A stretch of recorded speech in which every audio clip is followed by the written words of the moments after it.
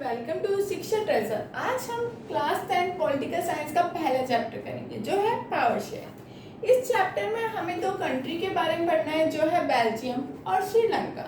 हमें इनका area, population, इसमें लोग किस तरीके से रहते हैं, उनकी क्या प्रॉब्लम्स हैं, क्या सॉल्यूशन है, वो सब हमें इस चैप्टर में पढ़ना है। और लास्ट में हमें पढ़ना है कि पावर शेयरिंग इम्पोर्टेंट क्यों है और हमने पावर शेयर कैसे कर रखी है। चलिए अब पढ़ना शुरू करते हैं। सबसे पहले हम बेल्जियम के बारे में पढ़ते हैं। बेल्जियम जो है वो छोटा सा कंट्री है, तो इसका पहला पॉइंट हो गया it is a small country, मतलब वो छोटा सा है, मतलब इसकी एरिया भी कम है, इसकी पॉपुलेशन भी कम है। इसका एरिया जो है हमारे हरियाणा से भी छोटा है, तो आप सोच सकते हैं कितना छोटा कंट्री है। अब बात करते हैं इसकी पॉपुलेशन की। इसकी पॉपुलेशन जो है वो हरियाणा से आधी है, हाफ ऑफ हरियाणा। अब ये तो हो गया इसका एरिया, इसकी पॉपुलेशन। अब बात करते हैं हम ये किधर लोकेट करता है। तो it share its boundary with France, Germany, Luxembourg,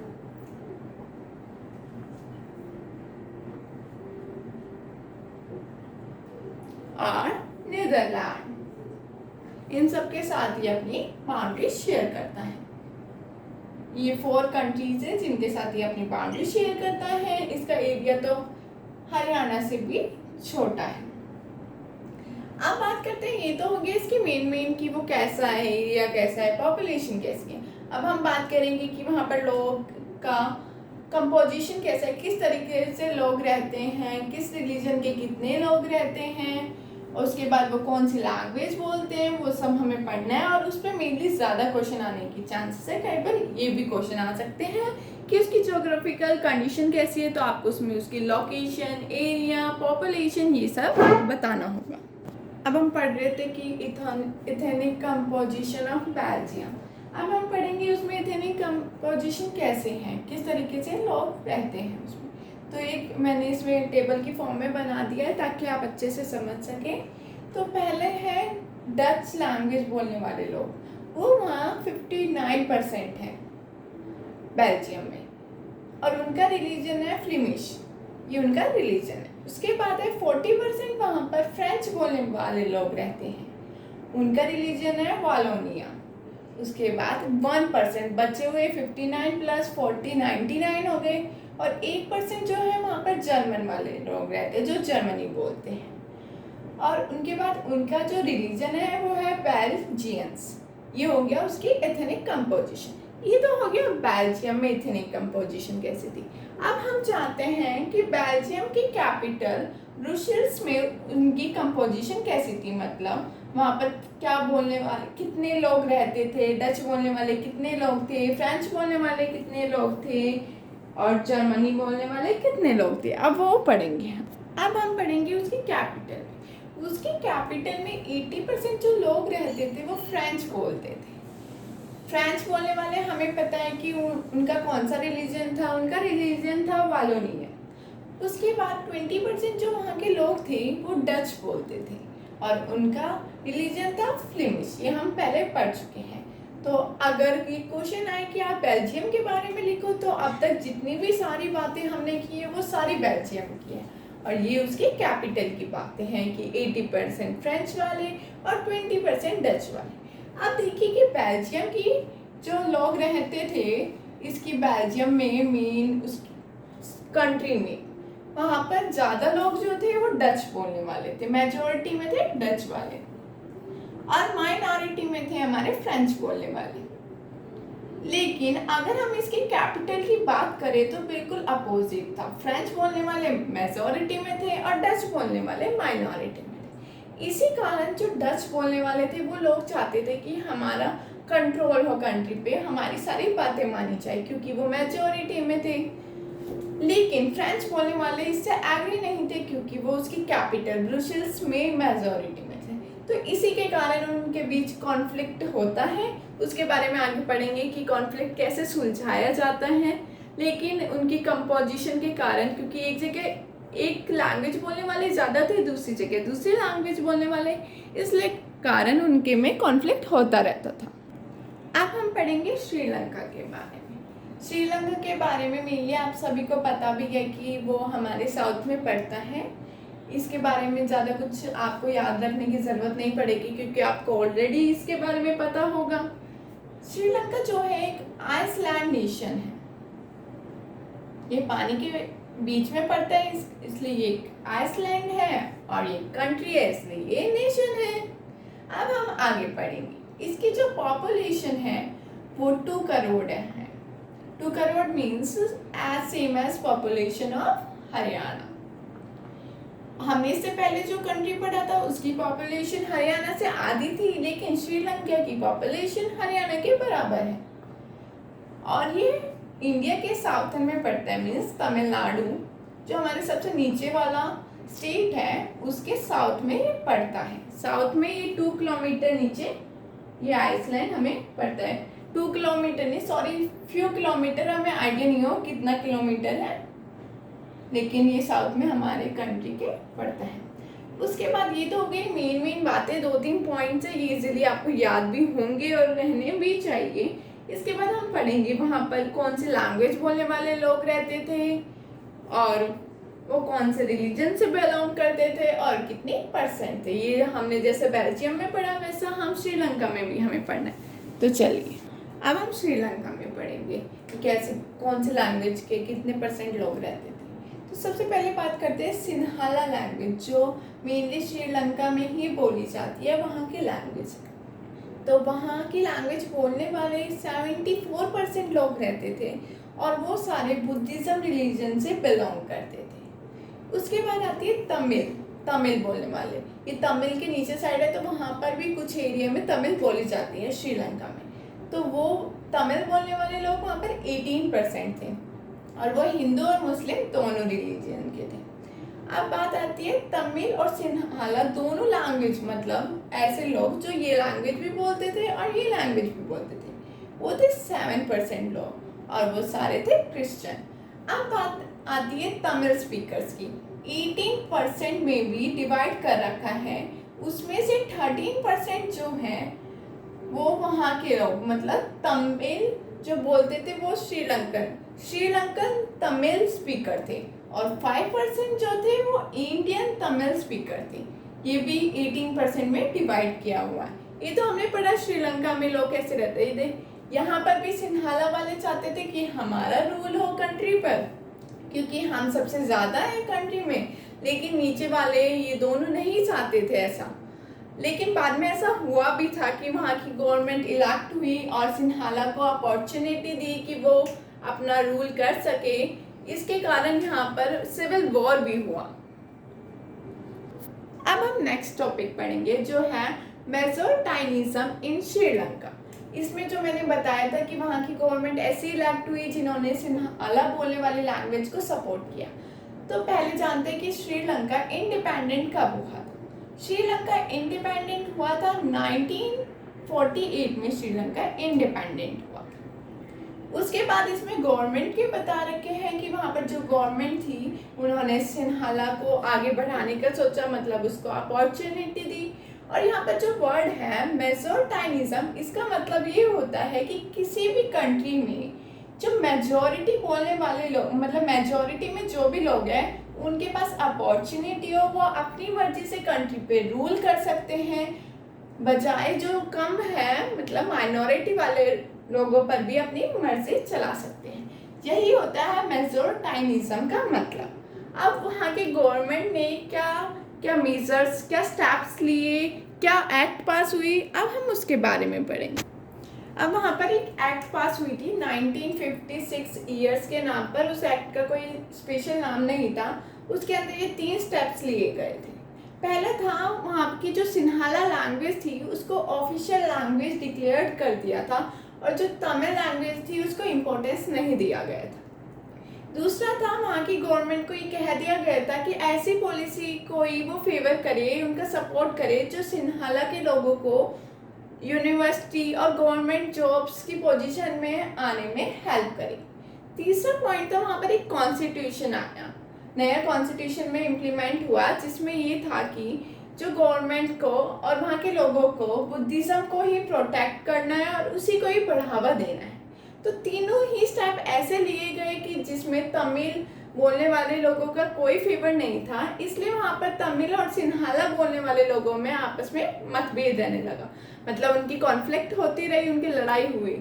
तो सिन्हाला बोलने वाले लोगों ने काफ़ी बार कोशिश की पॉलिटिकल पार्टी बना के कि उन्हें भी दिया जाए, हर बारी उनकी डिमांड्स को मना कर दिया गया।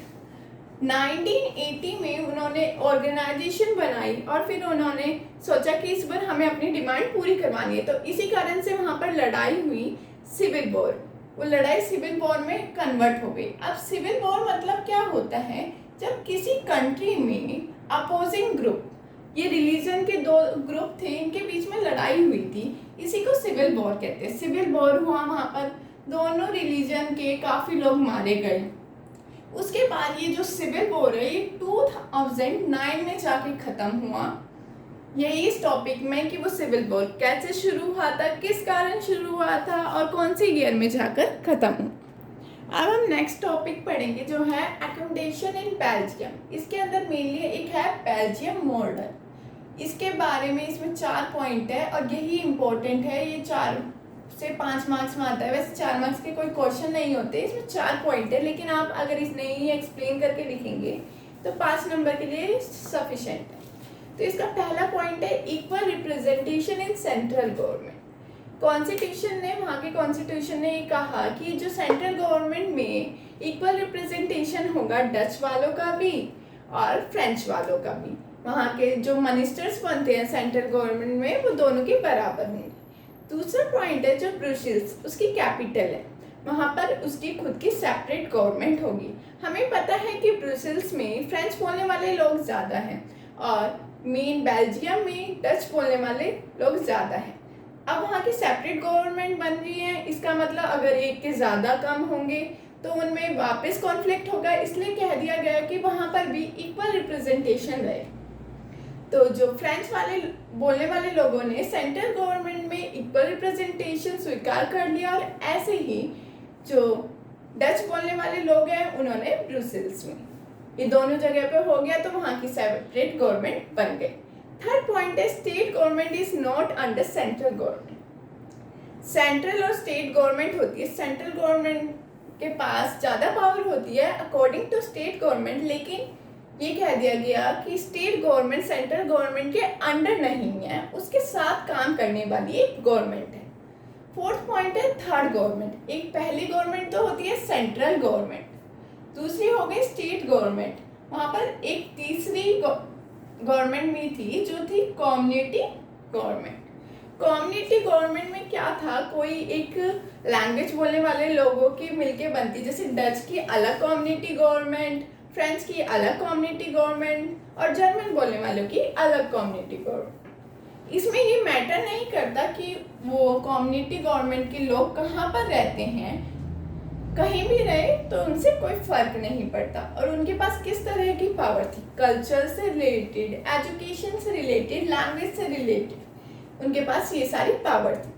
तो इसमें जो 5 नंबर का क्वेश्चन होता है, मैंने इन्हें शॉर्ट में लिखा है, आपको इन एक एक पॉइंट को पूरा एक्सप्लेन करके लिखोगे तभी आपको पूरे नंबर मिलेंगे। इसी टॉपिक में एक क्वेश्चन निकलता है, वो है why power sharing is desirable, कि पावर शेयरिंग डिजायरेबल क्यों है। तो इसके अंदर 5 पॉइंट होते हैं मेनली। पहला तो यह है कि पावर शेयरिंग, अगर हम पावर शेयर करते हैं तो सोशल ग्रुप में से कॉन्फ्लिक्ट नहीं होते। जैसे कि हमने इससे पहले पढ़ा था कि अकोमोडेशन ऑफ बेल्जियम में बेल्जियम मॉडल के बारे में पढ़ा था। बेल्जियम मॉडल में यही तो किया था कि पावर सबके पास आई, माइनॉरिटी ग्रुप वालों के पास भी और मेजॉरिटी ग्रुप वालों के पास भी। इसके कारण अब उसमें कोई झगड़े नहीं होते, तो कॉन्फ्लिक्ट कम हो जाते हैं। दूसरा होता है डेवलप डेमोक्रेसी स्पिरिट, ये डेमोक्रेसी स्पिरिट को भी डेवलप करता है। थर्ड पॉइंट है help in protect power in one hand. अब देखिए, अगर हम पावर शेयर नहीं करेंगे तो किसी एक बंदे के हाथ में पावर होगी। अब एक बंदे के हाथ में पावर होगी तो उसका जो मन करेगा वो करेगा अपने अकॉर्डिंग। लेकिन अगर हम पावर काफ़ी लोगों के हाथ में होगी तो सब लोगों की आपस में बातचीत होगी, फिर जो सही डिसीजन होगा वही लिया जाएगा। तो ये एक बंदे के हाथ में पावर रहने से भी बचाता है। तो चौथा पॉइंट है माइनॉरिटी। अब मेजॉरिटी को तो हमेशा हर कहीं भी उसको फेवर अपॉर्चुनिटी मिल जाती है कुछ भी करने की, लेकिन जो वहाँ की माइनॉरिटी होती है उन्हें सफ़र करना पड़ता है। लेकिन पावर शेयरिंग माइनॉरिटी को भी फेयर चांस देती है पावर में परफॉर्म करने का। और लास्ट पॉइंट है citizens can come together to debate and criticise policy, this turns government to rethink on decision. इसका मतलब पावर शेयरिंग ये भी लोगों को छूट देती है कि जो लोग हैं वो इकट्ठे हो सके, डिबेट कर सके और जो भी गवर्नमेंट की पॉलिसीज़ है उसकी बुराई कर सके, उसकी क्या उसमें कमियां हैं वो निकाल सके, जिससे अगर वो ऐसा करते हैं तो गवर्नमेंट को अपनी पॉलिसीज़ पे दोबारा सोचने को फोर्स हो जाती है और कई बार तो उसे अपनी पॉलिसी चेंज भी करनी पड़ती है। यही पावर शेयरिंग के पॉइंट है। इस पावर शेयरिंग में एक और बात होती है मोरल और प्रूडेंशियल, दो पॉइंट है उसमें क्या क्या होते हैं वो आप पावर शेयरिंग में मोरल रीज़न और प्रूडेंशियल रीज़न के बारे में पढ़ेंगे। मोरल रीज़न में वही है जो हमने पढ़ा था कि कॉन्फ्लिक्ट कम करती है, तो वो वाला पॉइंट जो है वो इसमें आएगा। और इसके एग्जांपल में ले तो इंडिया में रिजर्वेशन की गई है, उसके कारण कॉन्फ्लिक्ट कम होते हैं सोशल ग्रुप में, तो वो इसका एग्जांपल है एससी और एसटी के लिए रिजर्वेशन। अब सेकंड होता है इसमें प्रूडेंशियल रीजन।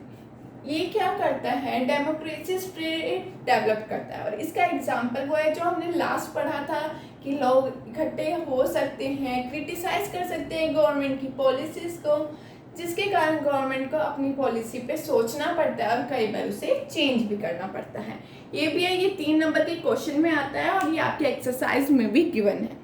अब लास्ट टॉपिक है फॉर्म्स ऑफ पावर शेयरिंग। इसमें पहला पॉइंट है power is shared among different organs of government. ये जो इससे नेक्स्ट वाला है power is shared among different levels of government, ये दोनों बहुत इंपॉर्टेंट पॉइंट्स है।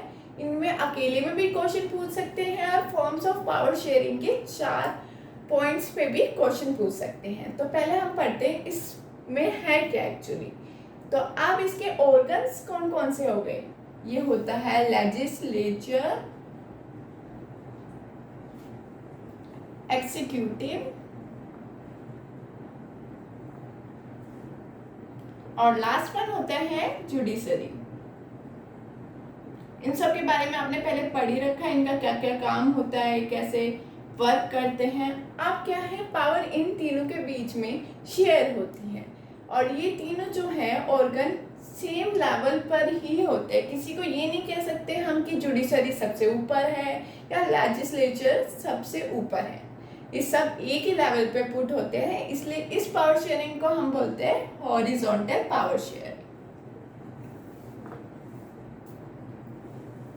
अब हॉरिजॉन्टल पावर शेयरिंग क्यों बोलते हैं, क्योंकि सेम लेवल पर होती है। क्योंकि हम जब भी हॉरिजॉन्टल की बात करते हैं, हॉरिजॉन्टल मतलब होता है ऐसे ऐसे, मतलब अगर हम किसी भी चीज़ को इस वे में दिखाते हैं इसका मतलब उनकी वैल्यू सेम है।